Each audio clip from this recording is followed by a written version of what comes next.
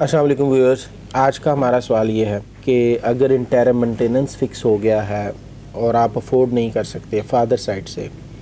तो आपके पास क्या हल है। इंटरम मेंटेनेंस फ़िक्स होता है पहली डेट पे जब फैमिली सूट फ़ाइल होगा उस वक्त, और आपने उस वक्त रिटर्न स्टेटमेंट अगर फ़ाइल कर दी हुई है तो इंटरम मेंटेनेंस तो उसके मुताबिक फ़िक्स होना चाहिए। लेकिन इन एनी केस अगर आपने रिटर्न स्टेटमेंट फ़ाइल नहीं की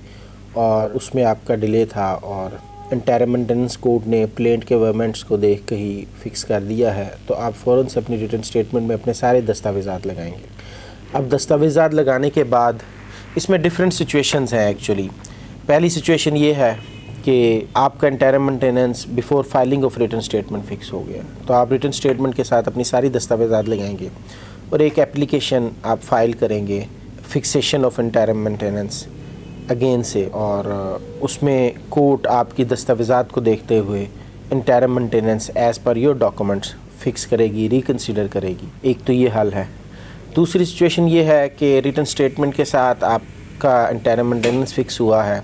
लेकिन अब आपकी जॉब जो थी, इनकम जो थी 100,000 थी और आप किसी वजह से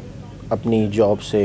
सपोज़ कर लेते हैं टर्मिनेट हो गए हैं या आपके पास वो जॉब नहीं रहती, तो अब आपके पास क्या हल है। तो आप अपनी रिटर्न स्टेटमेंट को फ़ौरन से अमेंड करने की दरख्वास्त करेंगे और जो आपका टर्मिनेशन लेटर या जो भी आपके साथ हुआ है जिसकी वजह से आपकी जॉब चली गई है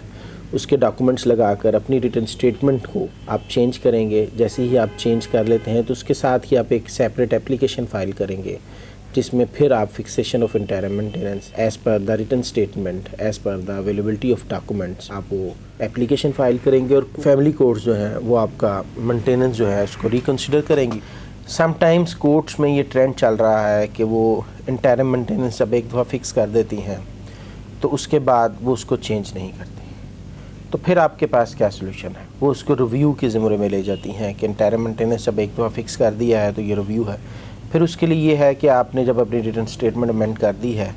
तो आप अपनी evidence as soon as possible जो है उसको कंक्लूड करवाएं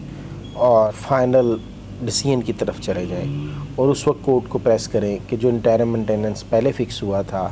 अब वो मैं देने का अहल नहीं हूँ। अब दूसरा सवाल ये आता है कि आपका केस का फ़ैसला हो गया,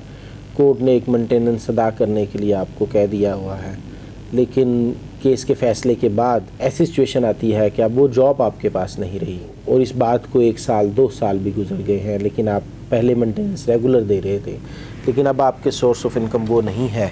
और अब आपकी इनकम जो है वो नहीं है जो पहले थी, तो अब आपको क्या करना चाहिए। इसके लिए आप कोर्ट में एक सेपरेट सूट फाइल करेंगे जिसमें पहले कोर्ट का डिसीजन और अगर कोई एग्जीक्यूशन आपकी पेंडिंग है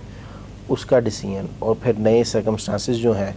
उस बाबत सारी बात आप बयान करेंगे, सारे सर्कमस्टांसेस बयान करेंगे। देन आप कोर्ट को प्रेस करेंगे कि अब चूँकि मेरे वो हालात नहीं रहे,